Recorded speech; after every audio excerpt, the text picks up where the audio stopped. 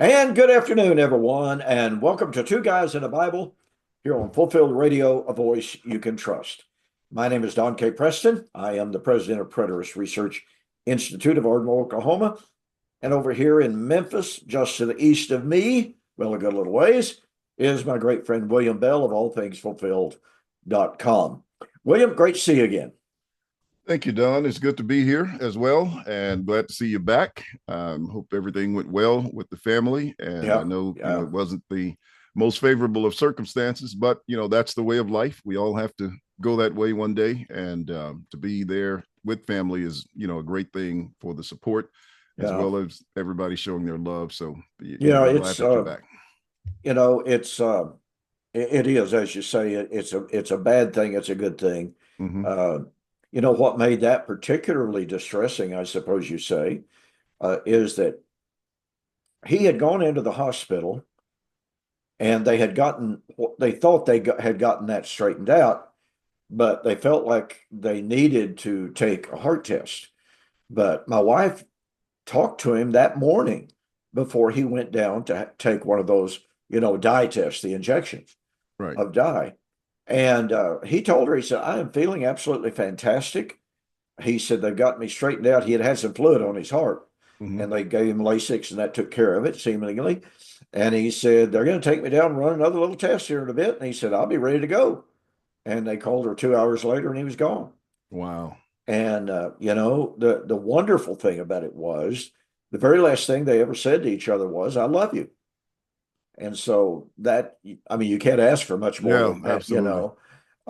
They've always had a good relationship, but not what you would call a super, super close relationship, but plenty fine for a family relationship. Yes. And so that was really, really a shock. And I was blown away at the number of people at his funeral. He was very well known guy, Oh, very good, well known. good. So we got to visit with her family. She did, and like you said, there's always a positive side. You get together, family, you reconnect, and things like that. But it's really sad that it has to happen on occasions like that. So, as always, I really appreciate you filling in on such short notice. Uh, we didn't have much time. I mean, it was like No, no, we didn't. bang, bang, here we go. I put you in one of them situations where you have to say, now, what am I going to talk about? Yeah, yeah, I know. So I saw that you discussed Hebrews chapter 8:13 to a certain extent. Yeah. Why don't you refresh our memory a little bit on what you covered last week? I got to watch a few minutes of it, not many, but I got to watch a few minutes. Of course, you and I have discussed that passage extensively down through the years. So, but anyway, for those of you who may not, of our viewers who may not have been able to join us or join you last week, why don't you refresh the memory and then we'll launch on out. All right. Well, I'll go to as much as possible. That's been a week ago. A lot of things have happened since then. And then I had to do it on the spur of the moment, so to speak. So Yeah. it doesn't Well, lodge you well got to you the got brain. you got plenty of reserve there, brother. You got plenty of reserve. At any rate, yeah, we talked about I talked about Hebrews 8, verse 13, particularly in the fact that it spoke of the new covenant coming in. Don and I had, talked a little bit about, and I mentioned that in the previous lesson, that we had talked about, the reasons for the coming of the new covenant, that, God found fault with the people, but also there was points related to the law uh, for which it was insufficient in order to accomplish the perfection that was required. And that's expressed in Hebrews 7, 11, and 12 as well. But the idea of the new covenant, and some who believe that the old covenant ended at the time of the cross, which of course is not accurate, but also that he says, that it was becoming obsolete. And in becoming obsolete, it was ready or at hand to vanish away, and not having actually vanished away. So that many of the texts that are used, particularly from the background that we have come from, the Church of Christ, and that amillennial background that is focused on the cross as the time of the end of the law rather than being the basis and the foundation through which the law would come to pass, meaning through the death of Christ, which was, absolutely essential in order for that to happen. But the future aspects of that fulfillment and consummation of the law happened, at 70 AD or, in that time frame. And there are all kinds of passages within the New Testament that indicate that, many of which we have gone over, like 2 Corinthians 3, that deals with that transformation from glory to glory. Again, the text in Hebrews 7, 11, and 12. We've talked about several here in the book of Hebrews that indicate that. And even, I know we, maybe slightly touched on passages like Colossians 2:14, John 19:30, all of which are these proof texts that are used. But when you examine the context a little bit further, you find that, it just doesn't teach that. And so this idea that the old covenant was ready to vanish away, it was at hand to vanish, and thus the consummation of the new covenant that would replace it.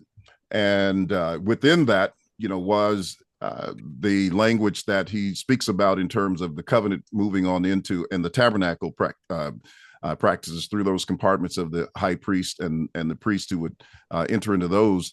That forms a part of what was the type and shadow of the old, moving into the very image, which is what is expressed in the upcoming verses.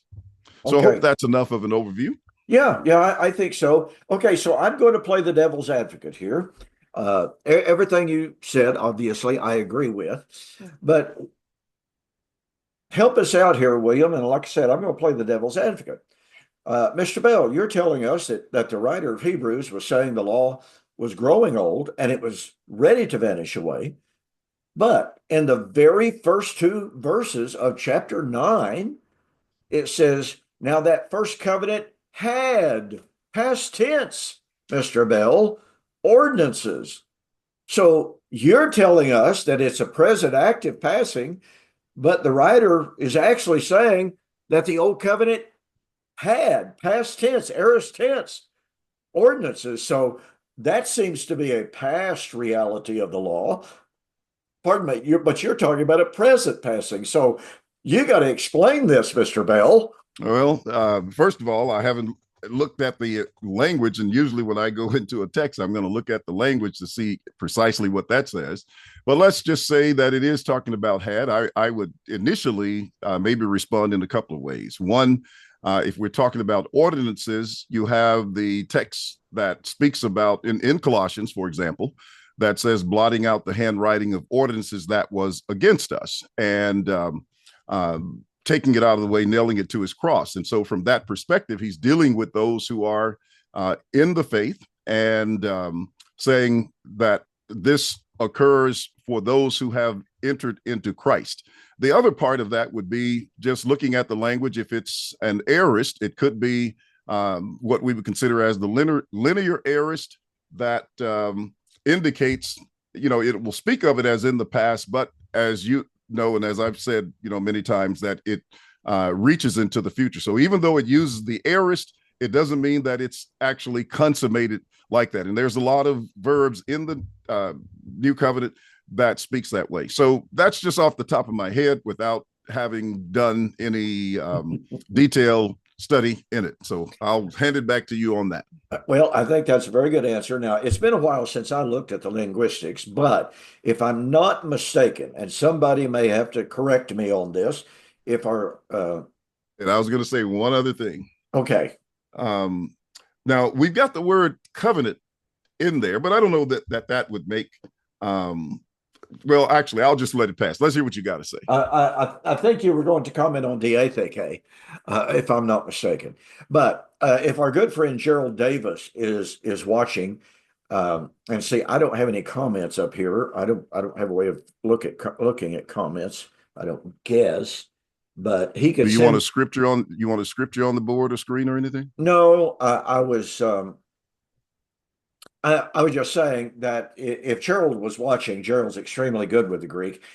He can let me know tomorrow or let me know even later tonight. But if I'm not mistaken, probably am, but if I'm not mistaken, this is second aorist active or second aorist. And that would confirm what you are saying, that there is both a past and a linear perspective to it. But again, it's been a really long while since I looked at the Greek on that, so I may be wrong. I will look that up. And you know what, William? I'm going to do something about this time. And see if I can do this. Okay, I'm going to Hebrews. Oh, come on now. You know, when you're trying to do something in a hurry, you can never do it. Oh, yeah. Never can do it. Hebrews. Okay, give me the interlinear. Head indeed.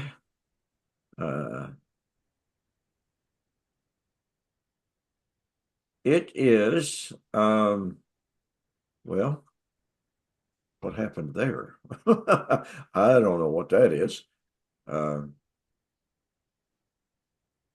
Okay. Oh, it's interesting. It's an imperfect indicative active. Okay. Yeah, that's really interesting. Well, that makes all the sense in the world. It does, doesn't it? It does make lots of sense. So yeah, but I just looked up on Bible Hub, and there are the comments on the right hand side. And did you do that, or did I do that? What's that? Showing up the comments on the right hand side of the screen. Oh, I pulled it up. I didn't know that it was showing on your screen. Is it? Yeah, it is now. Yeah. Wow. I just looked at it. I thought I was looking at it in the background, just trying to Yeah, follow. no, it's showing up on the right hand side of my screen. Oh, okay. Well, I'll close it out. I No, wasn't trying. that's perfectly fine. I mean, if people want to make comments, and I can already see that we've got one fellow that's nothing but a, well, I won't make any comment on that. So anyway, so I think what we have to understand, and this is brought out by that imperfect active there, uh, is something that you and I have discussed on, many, many, many occasions. And that is this already, but the not yet of the entire first century process of bringing in salvation. And this is something that it seems to me people have a lot of problems wrapping their heads around. And they run over. I well remember in my formal written debate with Kurt Simmons some years ago on the passing of the law. And what Kurt Simmons did, he goes to all of these passages in the New Testament that says they had been saved already. Okay. They had been sanctified. They had been redeemed. That indicated that the law had passed. And he said, I don't need any other text. This is all that I need because all of these passages are in the aorist tense. It's a done deal. It's over and done. Preston is perverting the scripture. Well, when I would produce all of these scriptures that would talk about the same thing, okay, Ephesians chapter 2, 8, 9, for by grace have you been saved. Okay, right. Looking for the parousia and looking for the second coming of Christ who would bring salvation. And the same thing with grace. They had already received grace. Again, Ephesians 2, 8, 9. But they were looking for the grace that was to be brought to them at the parousia. And for every single constituent element that Kurt Simmons said, look at here, see, past tense, or present reality, you can produce a future reality. Mm-hmm. And he called me a false teacher for doing that. Well, interestingly enough, scholars throughout Christianity virtually have recognized this concept of the already, but the not yet. And William, you brought up a few moments ago, and I just figured out why the screen was on the right-hand side. I had accidentally flipped over to YouTube, and that's where all the comments are. Okay. I'm just on the Zoom screen right now. Okay. But anyway, you brought up 2 Corinthians chapter 3. Is this not a classic example of the already, but the not yet of the passing of the law? Just perfect example, and a beautiful one at that. When you look at the context, it's just awesome. You cannot miss the conversation and comments on the ministry of the Spirit versus, or the ministration of death versus the ministry of the Spirit. And as he carries that through, he talks about the one having glory, and then you have to look at the tenses that are mentioned there. You know, they're in the present tense. And then he sums that up in talking about this transformation, this metamorphosis, if you please, from that old covenant body to the new, and from the glory to the more glory, or the more glorious, and that is I think it's a present passive indicative verb in that context. We are being transformed. Yes, we are being transformed, and to overlook that, it just is really just for people to just say that it doesn't mean that, and that's exactly what it's saying in that particular text. But showing you that that's what's happening. They were going through that transformation in the text. And that's what makes it wrong, folks, to run over to passages like Hebrews chapter 9 and says, oh, well, look, it says that covenant had ordinances. Well, had means past tense.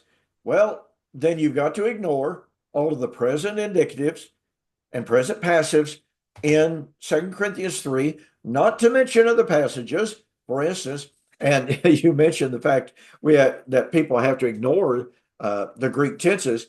And I've made mention of this several different times, actually, I think, on this program. Scott McKnight, a scholar for whom I have the tremendous respect, very nice guy, very likable. I had the opportunity to visit with him in Oklahoma City a couple of years ago, had the opportunity to give him a couple of my books. He promised to read them, but I've never heard from him. So, I don't, makes you wonder about it. But anyway, Scott McKnight, in his commentary on Colossians, which in a lot of ways is excellent, he comes to Colossians chapter 2, and Paul says, let no man judge you in respect of new moon, feast days, and Sabbaths, which are, present active, a shadow of the good things about to come, as you know. And Scott McKnight says, these Greek tenses have perplexed the scholars. They don't know how to deal with the present actives and the future of Melontes. So what they do is, this is his words, they reimagine the Greek tenses. How is that possible? Yeah. What he means by that is they ignore the Greek tenses and say they don't mean what they mean. Right. They impose something else on the text. That's exactly what they do. And I mean, you read it, you read his commentary, or you read that comment, and you're going, you're just making up a bunch of words to explain how commentators pervert the Greek text. You're trying to justify it. And it's really quite staggering to me. And William, I remember, you mentioned a few moments ago the fellowship in which we were raised, the Churches of Christ, all millennial world. And one of the fundamental doctrines of that view is, guess what? The law itself was nailed to the cross. That's how that verse is viewed almost without exception. Now, that's changing, as you well know. There are more and more men coming to understand that's not really what Paul said. And by the way, folks, let me recommend that you go to my website, donkpreston.com. There's a wonderful article on there by Dr. Dallas Burdett. Dr. Burdett taught Greek. He taught Hebrew at the university level. Excellent scholar. And he wrote a really, really great article on the linguistics of Colossians chapter 2, 16 and 17, pointing out it's just a linguistic error to say that Paul was talking about the passing of the law, that the law was what was nailed to the cross. So anyway, go there in the search bar, just look up Colossians chapter 2, 14 to 16. So the point of it being, I will never forget when I was confronted, and this is long before I ever knew Dr. Burdett, not only as a brother, but as a good friend. I was studying this, in the late 70s in Shawnee, Oklahoma, as I was just begun my scatological studies, and I had my Greek text out in front of me, and I'm certainly not a Greek scholar. As I say all the time, I know enough Greek to make me dangerous. And so, but I do know how to use the Greek resources just like you. You're better at it than I am. So I'm looking at it, and it dawned on me, wait a minute. These this is present active. And I had been studying the significance of mellow. And I saw that it was mellow in the infinitive. And it was like, wait a minute, Preston, how can you say on the one hand, the law was nailed to the cross, therefore don't let anybody judge you in respect to new moon, feast days, and shadow, and then turn right around and say that the new moons, the feast days, and the Sabbaths were still present, active, indicative shadows of what had not yet been fulfilled. Mm-hmm. I mean, it was one of those, one of those astounding moments. You feel like you've been hit up against the side of the head with an 8x8, not a 2x4, but an 8x8, and you're just going, I can't believe I missed it so badly. It's laying right there. What happened to all of these men that I considered my theological heroes in the churches of Christ, who either were themselves ignorant of what it said, or they were glossing right over it, which is worse. And I was literally stunned to discover that. One of those revolutionary moments, in our theological journey, as we continue to see, this is not what I was taught, but that is what it says. And then when you go to the commentaries, and like I said, when you read things like Scott McKnight said, oh, we got to reimagine the Greek tenses here. And then you go to other commentaries more in line with our fellowship, and they don't even mention the Greek tenses. Yeah. It's like they didn't even exist. It's really stunning. It's really telling, and it's really disturbing, because very good and well, a lot of these men who wrote a lot of these commentaries, they knew the Greek well enough to figure this out. But it's so challenging to their paradigm, to the very foundation of their theology. They just didn't mess with it. So that's very true. Okay, William, any other thoughts on that before we move on? No, I think that's a good point. I'm glad you called my attention to it, so that now I know exactly what the tense is in the text. So that's very good. I'm glad that it refreshed my memory, because I was thinking, like I said, that it was second aorist, and so to refresh it and find out, oh, wait a minute, that's an imperfect active. Hello. Mm-hmm. Yeah, that's good information. It really, really is. Okay, William, we're going to skip over an awful lot of the description, and I am not the world's greatest to dive into the typology of the temple instruments. I listened to a tape one time that Jack Scott sent me. My goodness gracious, this has been 20 years ago. I do not know what happened to the tape. I wish I still had it.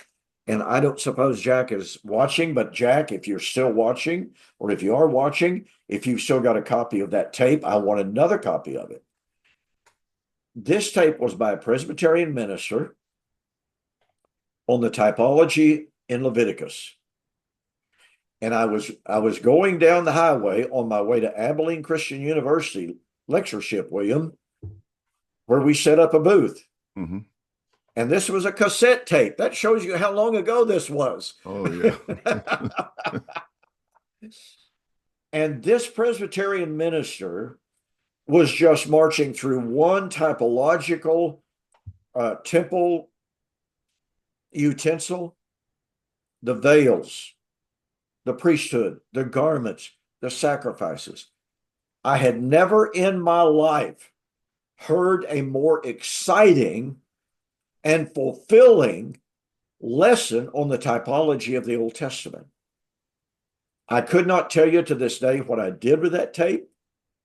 You know, I've moved houses 2 or 3 times since then, twice, I guess.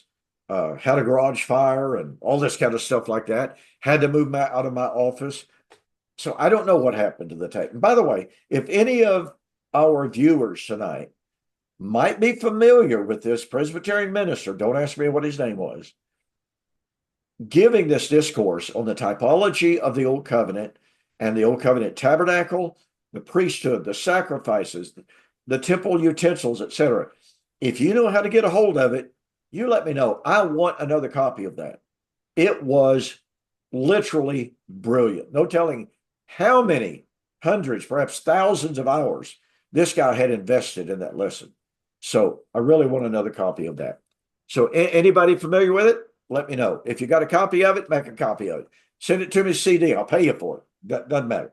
So anyway, we're not going to delve into, the temple imagery, except to note in verse 2 and 3 that for a tabernacle was prepared.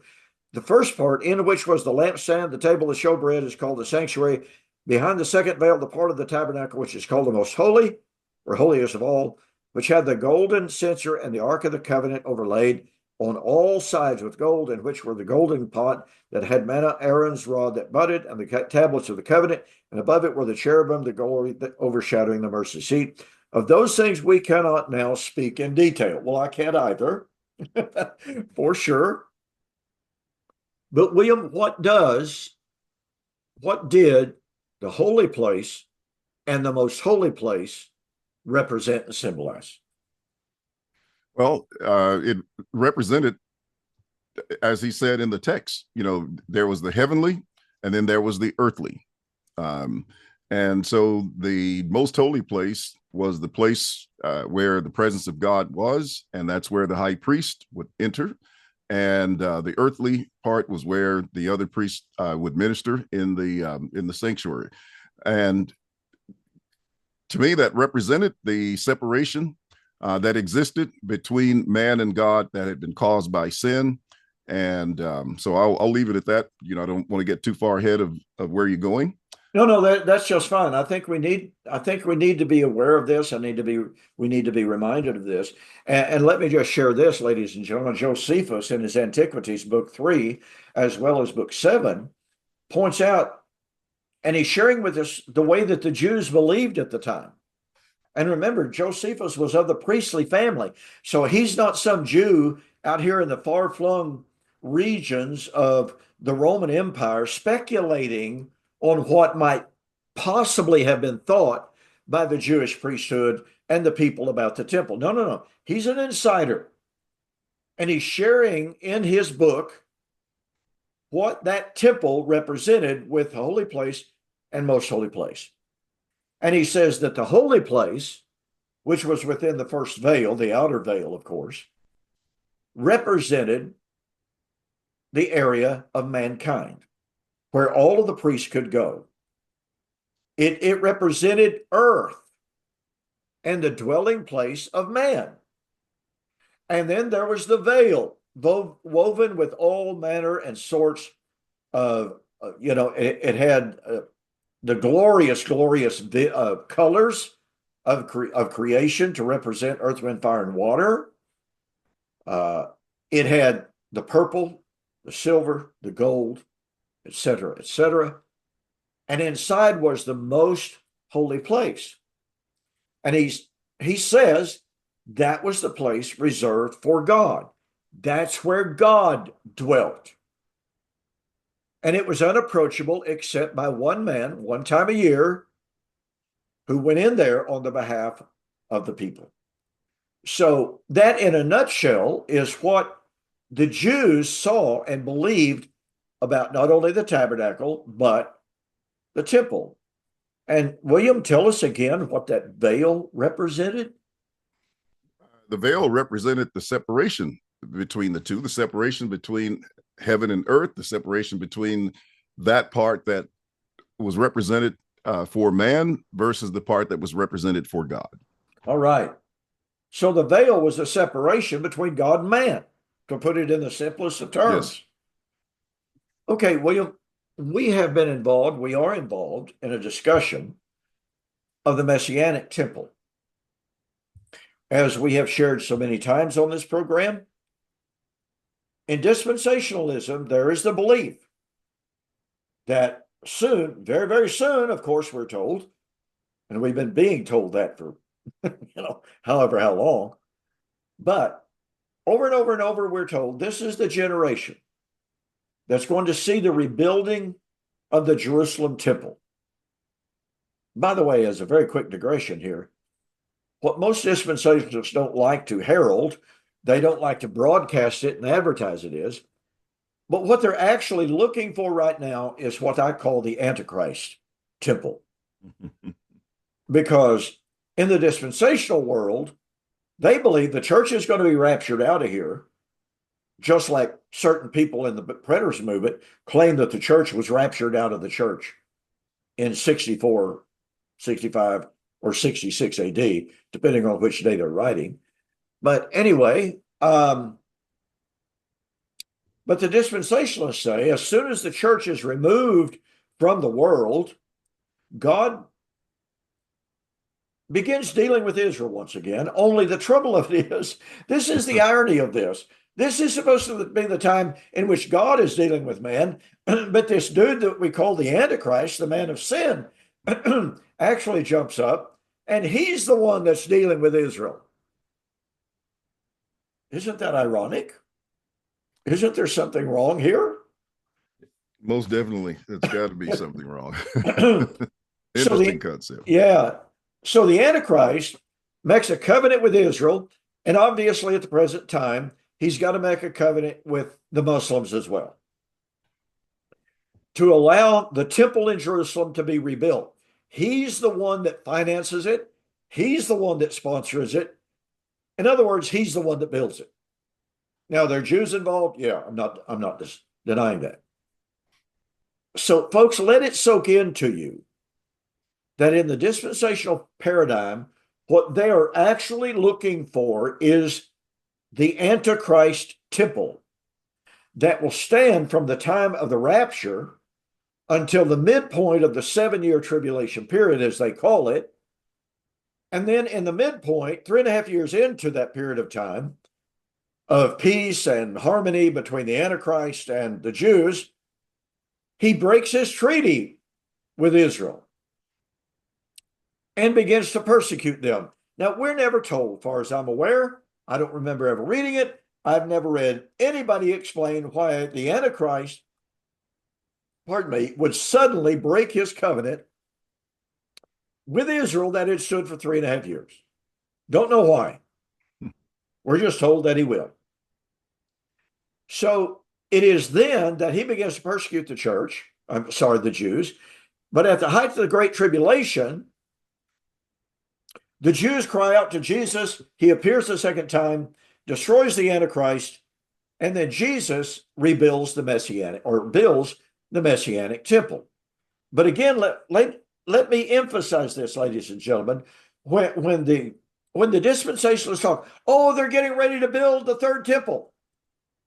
Folks, they're talking about the Antichrist temple. Why would anybody be excited about that? Because after all, with the rebuilding of the Antichrist temple, 3.5 years later, 3/5 of the world's population is going to get wiped out, and 2/3 of the Jews are going to get killed. And we're supposed to be excited about this? There's something wrong with a system that is literally drenched in blood in its eschatological expectation. So here's the point that I really want to get to, William. In the dispensational theme of things, they tell us that now, in Christ, we have access to the Father. When we die, we go directly to be with God in heaven. Well, isn't that going to the most holy place?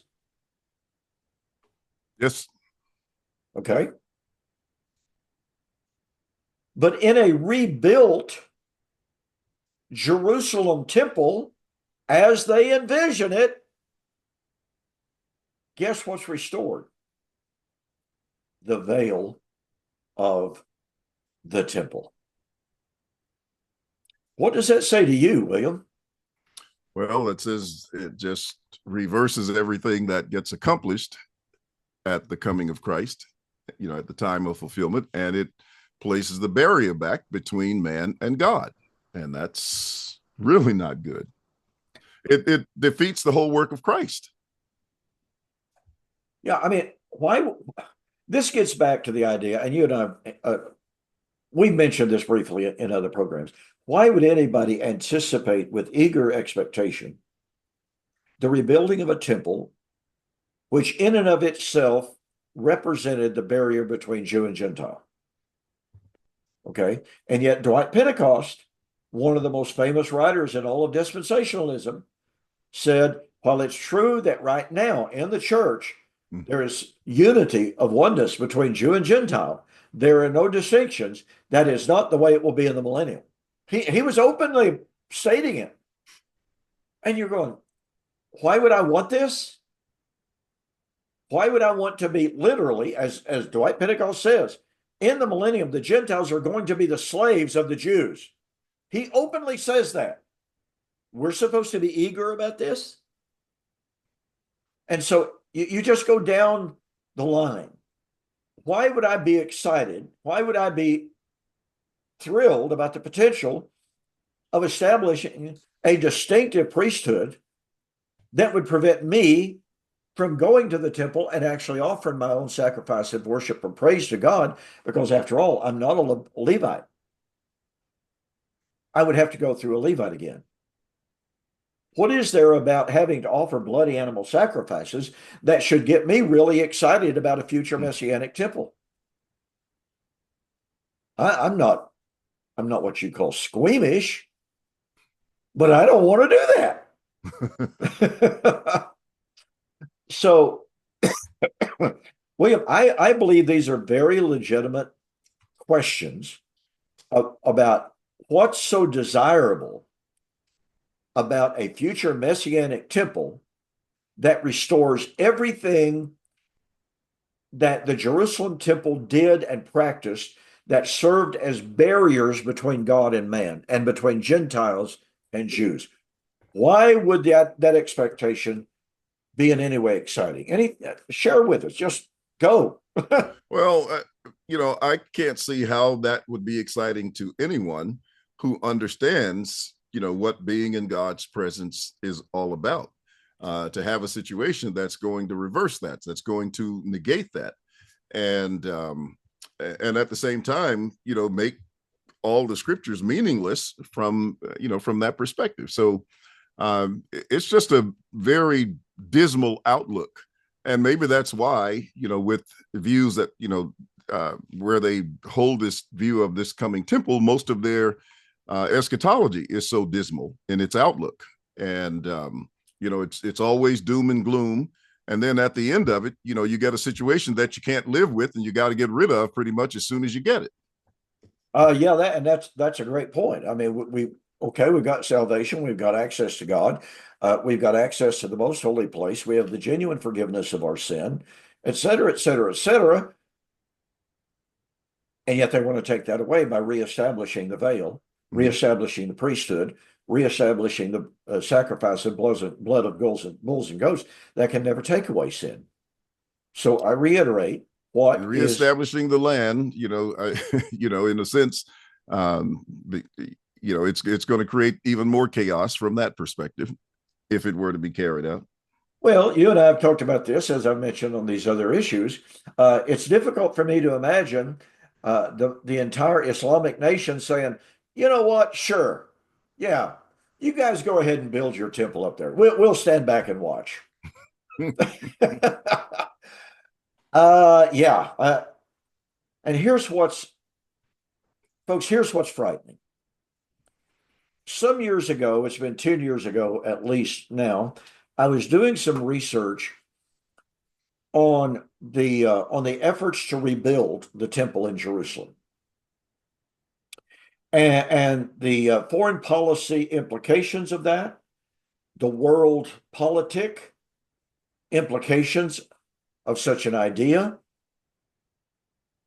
it shocked me to discover that there are a minimum of 10 violent attempts to invade the Dome of the Rock, to deface it, to destroy it, to blow it up. Efforts being made by ultra-Orthodox Jews. No less than 10 attempts per year on average. Now that's stunning. They interviewed one former general in the Israeli army, and they asked him, "Why are you doing this?" He was right up front about it, and he said, "To start World War III so that we can wipe them out and rebuild our temple." Now, folks, this is an ultra-Orthodox Jew, and they go hand in hand with the dispensational world. Both camps want the rebuilding of the Jewish temple on the Temple Mount. They are both willing to have war to bring that about. And it's so frightening when you hear American politicians, including our current new president, saying we got to support Israel at all costs, no matter what. Israel is our friend. Well, I understand on some levels they are, but make no mistake, folks, they would stab us in the back in a heartbeat. May be doing it. So anyway. you mean would continue to do it? Yeah. Well, we won't get too deep into that. Yeah. but the point of fact is, I understand some of the demographics. I understand some of the logistics. I understand some of the politics involved. But folks, when one president after another stands in front of the American people and guarantees that even if it costs countless thousands of lives of American young men, we're going to stand with Israel, no matter what they do over there, no matter how many Palestinian lives they destroy. And, Jerry Falwell was asked on one occasion, I don't know if you remember this or not, William. A politician, a political correspondent asked Jerry Falwell. He was getting ready to get on his $3.1 million airplane bought for him by the Jewish government, right? And Jerry Falwell was asked on that occasion, Mr. Falwell, how can you justify supporting the Jewish state when they're going in, confiscating the homes of Palestinian Christians, destroying their homes, and making them homeless? Because after all, they are Christians. And Jerry Falwell's response was, they are squatters on Jewish land. The Jews have a perfect right to do whatever they want to. Wow, now that's interesting compared to the way God says treat a stranger, right? Even if they were to consider him that way. Yeah. And if they're obeying the law, they are to be treated as native-born sons. I mean, when I heard that and read it, it was one of those, I cannot believe how blinded some people are in their Zionist zeal. And yet what he said that unabashedly. And other Zionist evangelical Christians have iterated the same sentiment. Hey, go over there and kill those Christian Palestinians. It doesn't matter that they are our brothers in Christ. No. They're squatting on Jewish land. The Jews have a perfect right to kill them. Those Christ-hating Jews have a perfect right to kill people who claim to profess love of Christ. Folks, if that doesn't shock you, if that doesn't shake you to re-examine the entire Zionist agenda and the entire Zionist theology, I don't know what would. I really don't know what would. But 99.9% of Zionists are out there. They never hear this element. Do they, William? No, no, they don't, and it's hard to get it across to them.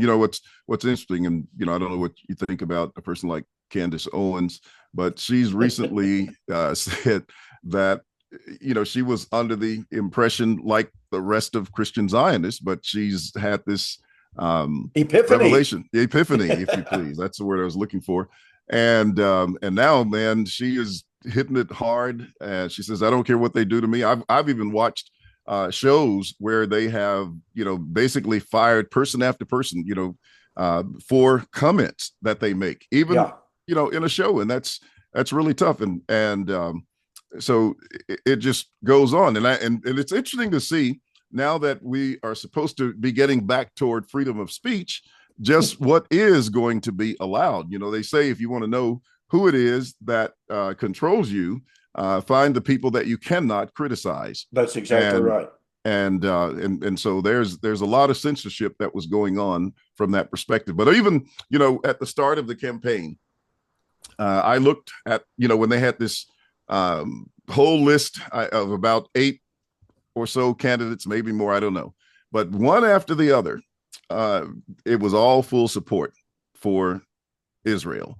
And and I'm saying, is there at least one person who thinks, but there's a lot of campaign money that goes into that, and that's how people say things are going. But anyway, I'll leave it at that. It's just interesting that those kind of things happen, and it's all because people don't understand the things that we're saying here about the end of the old covenant, the end of national Israel, and they're still hoping and wanting to build temples, wanting to bring about this salvation of Israel that they have misaligned in terms of the time of the scripture. Yeah, and to pick up on that as a corollary thought about how people get so excited about a coming messianic temple.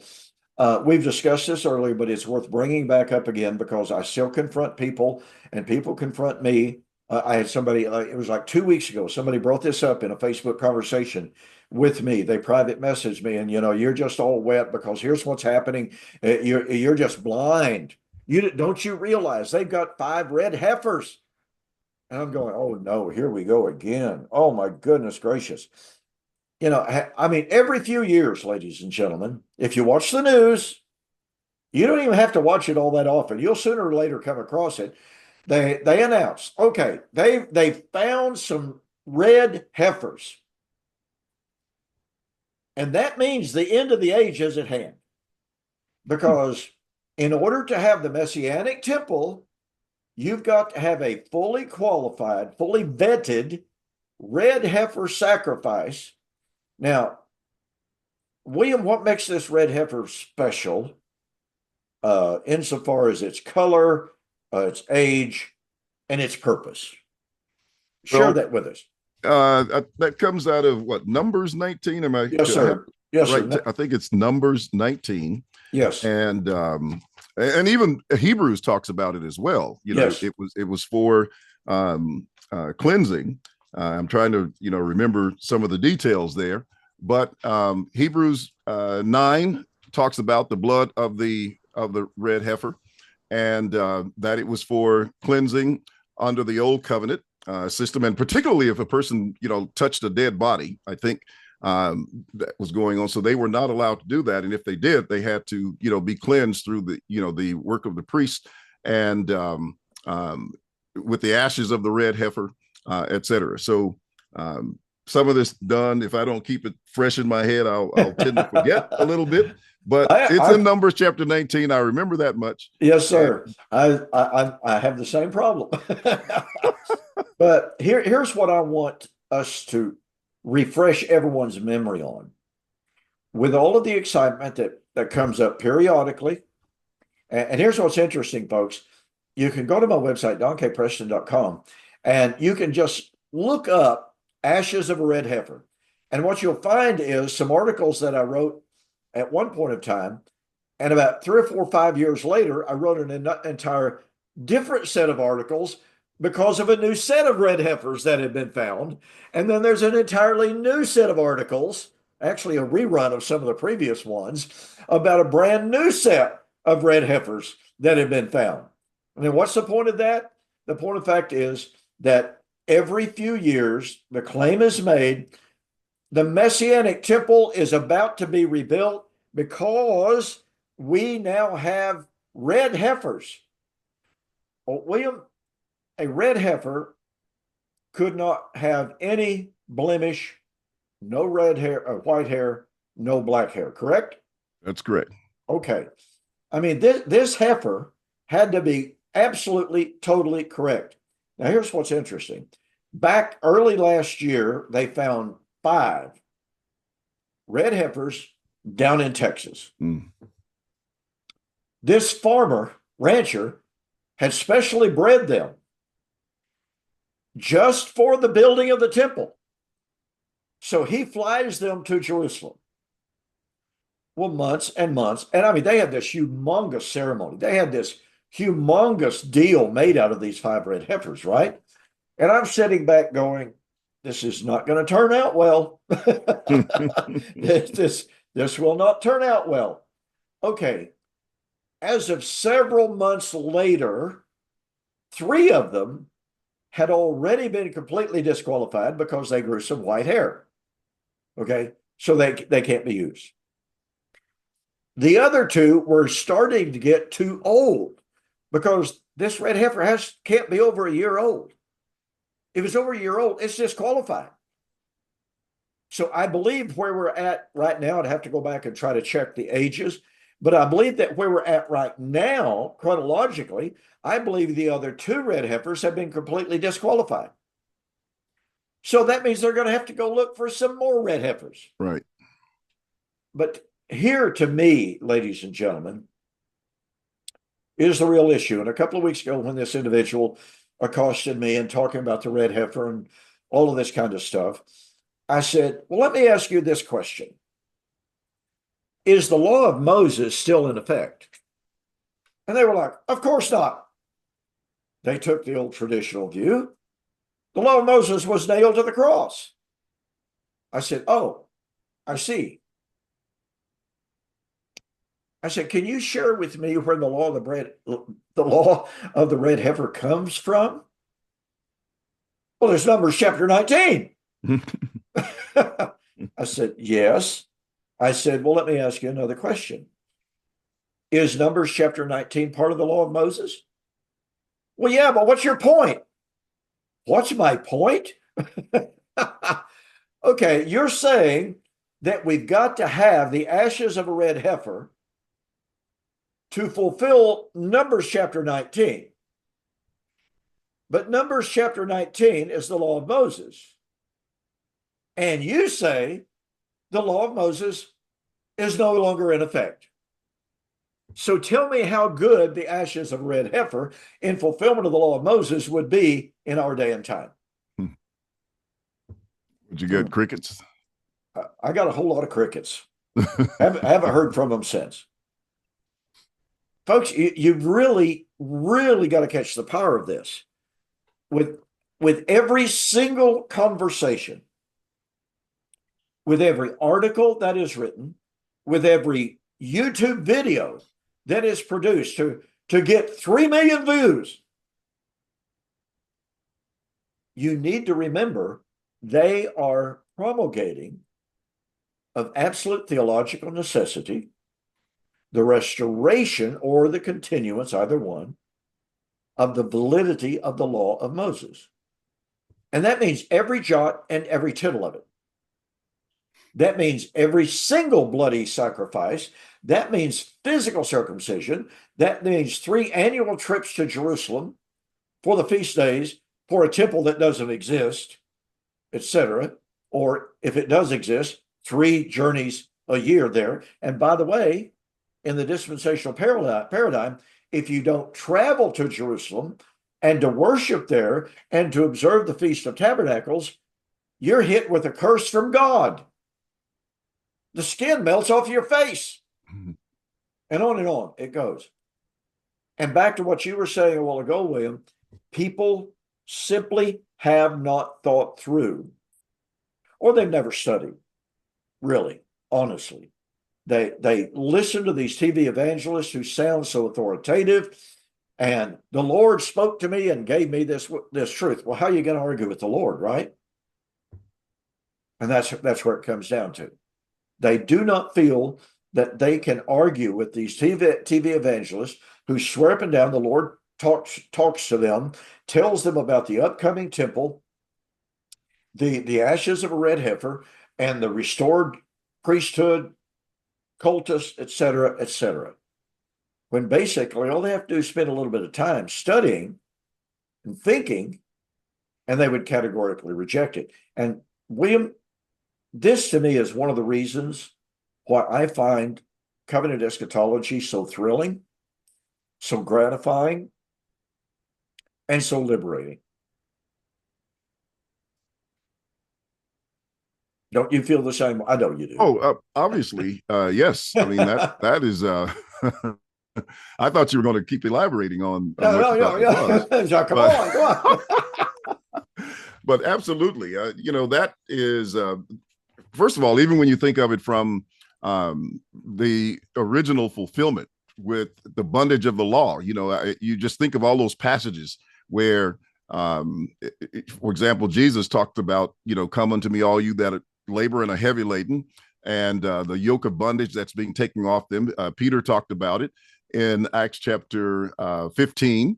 Why put a yoke on the neck of the disciples, which we neither our fathers were able to bear. And then Paul talked about it, about this bondage. And so the freedom that they have in Christ from being free from the bondage, the obligations of the law, all of the things that you enumerated, and then coming into that liberty and into that freedom of Christ. And then here you have now, centuries later, people want to carry us back under that bondage to the extent, of having to find a red heifer.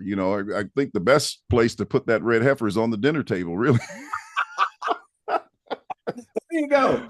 Absolutely. I agree 100%. But anyway, that's the idea. And it's a very liberating thing to see that, you don't have to deal with that situation. And, just imagine what, those disciples felt then, and the freedom that people have in Christ today from that liberation. And then with people trying to push you back into that, all of the tension that it's causing, not only individually and with churches, but as you also said, politically, the amount of just turmoil and frustration, the wars, because a lot of these things, look, you go into that and you study it and you'll see where they had marked out, these are the countries that we're taking out. And they were taking them out for Israel's sake. And even Netanyahu gets on, recordings and says this and tells the U.S. this. And so there they go, taking out one country after another. So it causes so much devastation. It causes so much death and destruction that it's just a sad thing. And so it's so very important to make sure that people understand that freedom that we have in Christ. Yeah, and to pick up on that, I think it was Peter, Acts chapter 15, if I'm not mistaken, Mm-hmm. As they discussed whether or not the Gentiles were to keep the law of Moses in order to be saved. And Peter said, or James said, that it was the determination of the Jewish Jerusalem Council that they put on the Gentiles no yoke that neither we or our fathers were able to bear. That's how the Jews viewed it, ladies and gentlemen. Now, if these if these Jewish leaders of the Nascent Church could look at the law, and they love the law, make no mistake about it, they love Torah, and yet realizing that Christ had established a Torah-free gospel, i.e., good news, they were saying, "Look, we're not gonna burden the Gentiles with this yoke. We haven't been able to bear it. We can't keep it perfectly, and our fathers couldn't keep it perfectly." That gives you some insight, and it raises the question once again. Okay, if they considered Torah a burden, these Christians considered Torah a burden, why would anyone want to re-burden either Jews or Gentile Christians with that burden? It just makes no sense. A messianic temple would be a Torah-free temple. And with that, we are out of time. William, thanks for joining me. And as always, here on Two Guys in the Bible. And with that, ladies and gentlemen, I'm going to say good night. God bless. Good night. All right, man. Okay. Good show. Appreciate it. All righty.